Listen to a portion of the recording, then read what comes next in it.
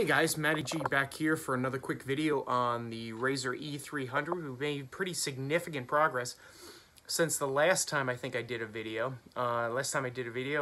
We went with 3 SLA batteries, I believe, to increase the amperage, but not to increase the voltage. Since then, we've done a couple of different iterations, and I just wanted to bring you along with that. It's a really crowded garage here. But anyway, so the first thing we did is we went with hoverboard batteries, 36 volt hoverboard batteries. We changed the controllers to 36 volt and we left the motors as 24 volt. The problem is, however, if you leave the stock motor at 24 volts, it's only a 250 watt motor. These things burn up pretty quick. 36 volt controller, 36 volt battery, 24 volt motor, overvolted. What we needed to do is change some wiring on the batteries, and you'll see this here. I believe that's an XT60 connector. We put XT60 connectors on the batteries. We put XT60 connectors on the motors, and then we put XT60 connectors on the controller as well. So it's all XT60, which is nice because the stock stuff is like really cheap, kind of flimsy plastic, and when you run them and they get hot and they melt, which is not good. These XT60s are hardcore. They're solid. We put some shrink wrap on them, heat-resistant shrink wrap, so they work really good. The problem is, if you look down here, right, there's all my hoverboard batteries. The problem is they worked fantastic for about a season. I bought them used. I didn't buy the new hoverboard batteries. I bought them off of eBay. Somebody gave me a link for them, and they worked out great for a season. They probably did 23 miles an hour, I think. Now remember, we have the Razor E300s. I just gave you a preview of the new batteries, but we have the Razor E300s, and we geared them down because where we live here in upstate New York, it's very hilly. So we needed to climb hills. We didn't need just top speed. We needed to climb hills, number one. That's part of the reason why we burned up the stock motors, I think, to be honest with you. I think we probably could have went, if we lived in a city or we lived on relatively flat terrain, we probably could have stayed with the 250 watt motor, bumped it to 36 volt, and probably been fine with it. But as soon as you start climbing hills, now you're pumping some amperage to that motor, and that 250 watt motor burns up pretty quick as soon as you go to lithium. Now, lithium's a huge jump from SLA. We were on SLA before, and I got to tell you, we weren't happy with it. The batteries are heavy. They run out fast. They don't have a lot of amperage. You know, went to 36 volt because we went 3 batteries, but as opposed to 24. But still, the performance wasn't there. It was better than stock. Stock is pretty abysmal, but they were better than stock with the SLA. Go to the 36 volt, and the lithium much better. You know, low 20s in terms of mile an hour. I think stock is less, is like around 15. I think with the SLA 36 volt batteries. Maybe we got to like 17, I think. So a pretty significant jump to 23 miles an hour when we went to the hoverboard batteries. But since then, we burned up a couple motors. So we went from the 250 volt or 250 watt stock motor to a 350 watt stock motor off of eBay. And they performed pretty well. But then what we ended up doing is, and I'll just move this over here, and then maybe if you can see this motor, look at the size of that motor. That is a 500 watt 24 volt motor. So we're still at 24 volts, but we're at a 500 watt motor. These things are amazing. They get a little bit warm in hilly terrain.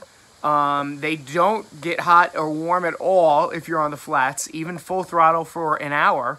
They're beefy, right? Look at how big this thing is. It's got a huge casing on it, big magnets, a lot of heat sink on it, so it works really well. And then you get a preview of the disc brake setup that we did on the back. We did a number of different disc brakes on the back, put a caliper on, welded a mount, mounted the caliper on it, and then got this screw-on adapter. There's actually a threaded-on adapter that threads onto the stock rear wheel. So it works out pretty well. What you could do is you can go on eBay and you find mountain bike, excuse me, disc brake setups, and they're relatively cheap. The discs are relatively cheap. The problem is the cheap discs are kind of flexible. On this scooter that I have over here, we have a much heavier duty rear disc on it. That came from, I think, e-scooters or something like that. We had to order that online. The caliper's better. The the brake disc is better. You could see we went with the off-road tires on it, with the knobby tires. We call that the battle scooter because it's a little bit more off-roady. And then since we did that iteration with the 500-watt motor, the battle scooter's got a 1,000-watt controller. The other scooters have 500-watt controllers. The difference is pretty minimal. The battle scooter with a 1,000-watt controller takes off a lot faster. It kind of jerks out of your hands when you have to be ready for it when you hit the gas. Excuse me, with the 36-volt hoverboard batteries. 500-watt motors are great. I think the 1,000-watt controller is maybe a little bit faster, but then I weigh 160 pounds, and my sons probably weigh 140 pounds, I think. So I got 20 pounds on them, and I might be a little tiny bit faster, which means, you know, or apples to apples, 1,000-watt controller, 36-volt hoverboard battery, 500-watt motor is going to be faster than 36-volt hoverboard battery, 500-watt motor, and 500-watt controller. So the 1,000-watt controller does make a difference. Not huge, but it does make a difference. So since then, right, since we burned up, we put them away for the wintertime. We're in upstate New York, so we have wintertime. So we put them away for the wintertime. We got them out the next year, right? We got them out this spring. We started on them this spring. One of the hoverboards worked one of the scooters worked really well, and it just took right off, and it performed really well. The other two scooters seemed to work well for the first couple of miles, and they died really fast. And I wasn't really sure what was going on. I assumed that it was the battery. I figured the battery had to be the weak point. But I was thinking, what is going on with these batteries, right? I mean, we just bought these batteries. You have, in fact, in the battle scooter, right? In the battle scooter, I had 4 hoverboard batteries. So we had 4 36-volt, 4.4 amps. So we're out over almost 17 amp hours. 36-volt, 4.4, so almost 17 amp hours. Because we had them wired in parallel, and it still wasn't performing. And the one scooter and the other 2 scooters only had 3 hoverboard batteries, 36-volt, 4.4 hoverboard batteries, 3 of them. One of them wasn't working very well. It worked well for the first couple of miles, then it died. And the third one was working fantastic, and I couldn't understand what was going on. So I was perplexed with what was going on with the batteries, and I figured, you know what, it had to be the batteries. So what I did was I took a voltmeter, and I tested each one of these batteries, and however they came out is what I wrote on them. So the range was between 42 volts, which is stock, which is where it should be. This one you can see was 36.9 volts, right? And you'll see all of them down there labeled with the voltages, right? In terms of like where the voltages were and how much, you know, so some of them were down. This one's 35, 38, 36, 35, 36. Those are the decent batteries. That's out of the scooter that did a little bit better. The scooter that did really well, the hoverboard batteries maintained their charge. So they did really well. So they stayed at 42.2. The other one is 42.1, and the third one is 40.5. So those 3 batteries were in this gray scooter, and it performed really well. The 3 36-volt batteries were in the blue scooter, a little bit, you know, down on power, didn't stay as long. Battle scooter actually had 4 hoverboard batteries, and if you see the case on them, I took them apart, right? 29 volts. 29 volts. Let's see what this one was. This one was 24.8 volts, right? Not good, right? So some of the batteries just kind of crapped out. I don't know if it was because they got cold, because I left them out in the unheated garage, or because I left them hooked up. And I've heard rumors that, actually I saw it on YouTube, that the controllers have a residual drain on them. And as we all know, if you drain lithium batteries down past their critical point, they don't come back, right? So the 1,000-watt controller, interestingly enough, is the one that drained the batteries the most. The 2 500-watt controllers, one of them worked really good at 40, and the battery stayed at 42 volts. The other one, the batteries are at 36 volts. So both of them are acceptable But the 1,000-watt controller really drained those batteries. They drained them down to 24 volts. And they killed the batteries, so the thing wouldn't even get out of its own way. So it went down to like being a stock scooter again, which was a huge letdown for as much time and effort and money, quite frankly, that I put into these scooters to try to get them going. So I watched a couple videos. You will see here, right? I disassembled one of the battery packs. I tested the cells on that individually, right? They're supposed to have, no, there goes my camera. They're supposed to have, I think, 3.2 volts or something like that in them. And if you look at these, right, like here are a couple dead cells. They have 0 volts in them. These two are 4.5, so those may be overcharged. That one's a 0.6, that one's 4.4, that one's 4.4, that one's 0, and that one's 1.4. So I took it apart with the battery pack and everything and tested the individual cells, and I found YouTube videos where I could replace the dead cells. They're basically desolder the lithium batteries and then replace the individual cells with good cells, wire them back up into a hoverboard battery again, and then presumably get 42 volts out of them. But the problem is, to be honest with you, they're lithium batteries. And I really didn't want to play with lithium batteries because whether they blow up or not, I don't know. But, you know, if you short them, they get to that heat cycle, and then boom, the next thing you know, right? And I've seen videos where they intentionally short them, and it takes it a long time, and blah, blah, blah. But, you know, to be honest with you, for a battery like that, I was like, you know what, I'm not going to do it. So what I did was I did some more YouTube research, and I was looking at all kinds of different options for the scooters. And I'm like, you know what, what's the next step? We went SLA, then we went 36-volt lithium hoverboard batteries. What's the next step? How could we be faster, right? The motors are pretty big. They're brushed motors. I found two options that we could go to. One, we could go to a brushless motor. Well, actually 3 options, right? One, we could go to brushless motor, which are faster and better performing, right? 2, we could go to a hub motor, right, which is a brushless hub motor, which eliminates the motor and the chain, and the motor is actually just the rear wheel. So the rear wheel actually has the motor built right into it. So there's no chain, there's no wiring, there's wiring, but there's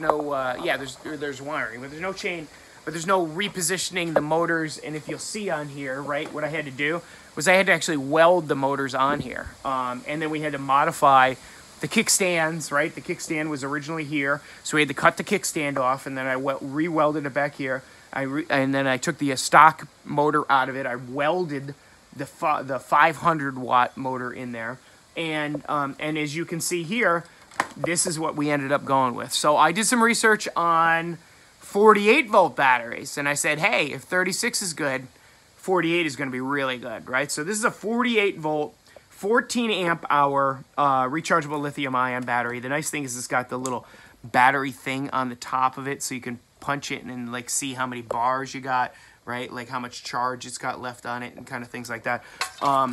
These things, oops, I just unplugged it. These things are crazy. They're really, really, really good. So I think I told you before with the 36-volt lithium hoverboard batteries, I think we're getting about 23 miles an hour. And remember, it's hilly up here, right? Excuse me. With these, I instantly plugged them in. The takeoff is tremendous. It's a lot faster.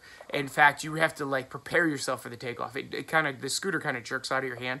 And if you're taking off up a hill, it gets a little sketchy, to be honest with you.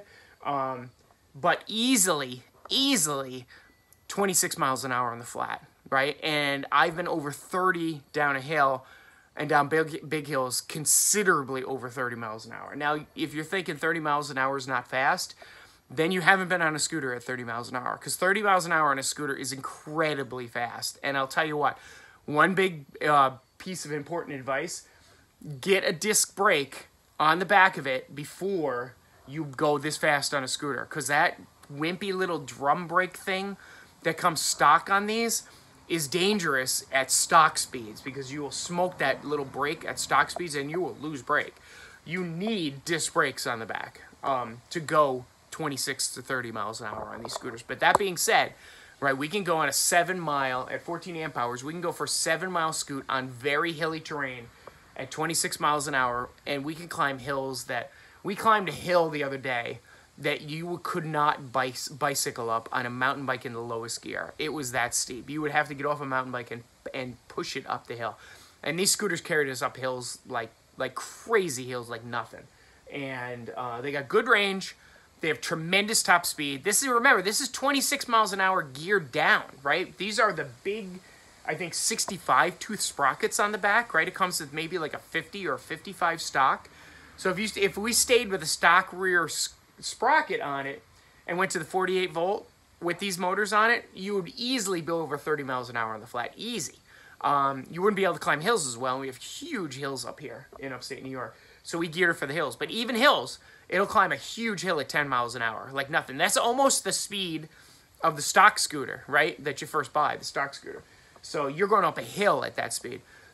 You're going to stock at 26 miles an hour. And again, these batteries, they weren't cheap. They were over $200 a piece. So I have more than $700 in batteries probably. They come with a regular connector, and then they come with a adapter on it to make an XT60 adapter. So it actually plugs right into my controllers, which I already have. This happens to be from Fast Scooters, this controller with the XT60, but I plug it right into the XT60, and it's good to go. And I gotta tell you, I don't know how much faster I want to go on these things. They are flying. I mean, we're wearing bike helmets, we're wearing gloves. You know, we're fully prepared on these things, but they're fast. They're incredibly fast. And then to prepare for the batteries, because I spent so much money on these batteries, you can see every time I'm done, we take them out of the scooters. I take them out of the scooters, I disconnect them, I hook them up to the chargers, and we just leave them on the chargers. I don't leave them plugged in, because I don't want the residual drain on a $200 battery or $230 battery. So that's where we are, right? I just want to give you a quick update, not a long video, but just kind of talk to you about where we are. A couple of the other things that we've done on these scooters that I've done that I think are kind of neat. We put these Rocket Brother bags on the front of them, which are kind of cool. Originally, I bought them to hold the batteries, but they're not quite big enough to hold the batteries. But we did that. And then on my scooter, on the Battle scooter, we actually put mirrors on, which are kind of limited use. You know, they don't work that well. You kind of have to like move your arms and get out of the way to kind of have them work. Some may say they look a little geeky. I think they look kind of cool. You see my phone holder on there too. And then I think I told you before, right, when we went to the hoverboard batteries, then we needed to go to, we needed to upgrade the throttle as well. So they upgraded the throttle to a Hall effect throttle, which unlike the original throttle is just on and off. Hall effect throttle is gradual, so you can, it's not on and off. You can just slow or adjust your speed accordingly.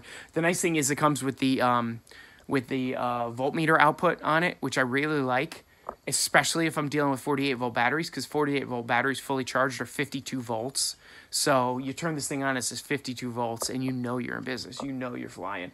And it's kind of got a cool little key here, so I don't use the switch on the bottom of the scooter anymore. I just use the key, and we're having a blast. I gotta tell you, this is so much fun. These E300 scooters. In fact, I just picked up a couple more scooters because I saw them on Facebook Marketplace. I picked up a newer E300, which I don't really like because it's got that little tiny back tire on it. Can you see that back tire? I mean, compared to the regular tires that you have on these scooters, right? Look at that big, nice, chunky tire there. That's like a 10-inch tire. This thing is like an 8-inch tire in E300. I don't know why they put an 8-inch tire in an E300. And then I picked up this little thing over here. What is this thing? I gotta figure out what it is. It says on the side of it somewhere what model it is. Oh, it's an RX. It's an RX 200. Say I bought this thing. It's an RX 200. I got it for 20 bucks, right? But the nice thing about the RX 200 is it comes with a disc brake on it. I'm like, that's crazy for this little crappy scooter, right? For a little RX 200, it's got a big fat board on it, which is nice, like the E300. So it's got a lot of like foot room on it and stuff. It's got kind of a funky handlebar, which I think is kind of cool. It's a little, you know, the ergonomics are kind of cool. But it's got a disc brake, like brand new. It's got a disc brake. So my thought process is, I got a couple good hoverboard batteries that are sitting around there because I'm not using them, because I upgraded to the 42 volt, right? Or 48 volt. So, you know what? Why not plug some hoverboard batteries in those things for 20 bucks? I'll plug some hoverboard batteries in them. And then, you know, maybe I'll turn them around and sell them or something. The interesting thing is I bought it from a guy, and he was like, yeah, you know, we bought these a long time ago. We don't use them anymore. My son is 18. He's going to college. He has no interest in it. And I said, oh, I said, my sons are 14 and 18 years old as well, and we ride the hell out of them. And he's like, really? And I said, yeah, I upgrade them with lithium batteries, and we make them go 30 miles an hour, 26, 30 miles an hour. And he says, well, what are you doing with the ones I just sold you? I said, I'm probably going to update them or, you know, bump them up and then sell them. So he's like, when you do it, call me. He goes, I'll buy them back from you. And I'm thinking, it's not going to be cheap, right? It's not going to be cheap. But I was thinking, right, I could grab e300 scooters and then build them, right? Why not? And in fact, I could build them to order. I was thinking about today. I don't know if they have the time for something like that. But I could certainly take stock e300 scooters, do some soldering, do some welding, fix them all up, make them do 26 miles an hour or 30 miles an hour on the flat, and turn around and sell them to people, right? People are not able to do that themselves. But if you got an E300, right, or you get your hands on a junky E300, a lot of times you can get them, they're giving them away because those SL batteries are crap, right? Start with a hoverboard battery. Don't even go SLA. A lot of people in the comments on my other videos were telling me this, and it took me a while to figure it out, but they're right. Don't go SLA. Go right to hoverboard. Get a couple hoverboard batteries, plug them in, use the stock, you know, see if they'll work on the stock controller, the stock throttle, or just buy a controller and a throttle. They're like 20 bucks, right? It's like 20 bucks for a throttle. It's a couple bucks, and not even 20 bucks for a throttle. It's like 20 bucks for a controller. Sometimes you can get them on eBay for 12 bucks. So maybe you're into it for $20 for a controller and a throttle, right? If you buy 3 hoverboard batteries, that's not cheap. You're probably talking $50, $75. I think they're like 30 something a piece, right? So you're probably into it maybe $90, $75, $90 for batteries. So you're into it for 100 bucks, right? For 100 bucks, and if you're on the flat, run stock gearing, run the stock 24-volt motor, and just keep an eye on it. I mean, you'll know when it's getting hot. When we blew up those 24-volt motors, you could smell them a mile away. You could smell those things starting to melt. So just kind of keep an eye on it. And if it's getting hot or if it's hilly, right, then do what we did and go to a 500-watt 24-volt motor and a 500-watt controller and with disc brakes, and then you're flying around, right? Final question that I get is, if you're running 48 volts or you're running 36 volts, why don't you just go with a 48 volt or a 36 volt motor? And the answer to that is, if you overvolt the motor, you're increasing the speed and the RPM of the motor, which is where you're getting your top speed, right? I'm gearing it back down again for the hills, but if I run a 48 volt motor on a 48 volt battery, the thing isn't going to get out of its own way. It's going to be torquey as hell, and it'll climb a tree, right? But it won't go fast. The 24-volt motors, when you overvolt them to 36, and then you overvolt them to 48. And I was a little worried about how well these would take 48 volts.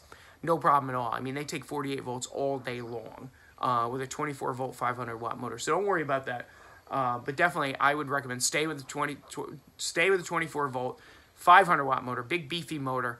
It's a great heat sink. Run 48 volts in it. Get a 1,000-watt controller. Get a Hall effect throttle. And you are off to the races, right? Unless you want to go to, like I said, you want to go to a hub motor or a brushless motor, and then you're even faster, right? You can go a hub motor, brushless motor, and those things are even faster. Hell, you could go even farther than that. You can go to 60 volts if you want, right?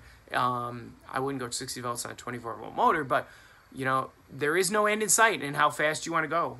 You can make these things as dangerous and as fast as you want to make them. So, anyway, that's my update. Matty G, MFG Racing, Team Speedbike, working on E300 scooters, having a ball. So, any questions, drop them below. And don't forget to like and subscribe. Have a great day. Bye-bye.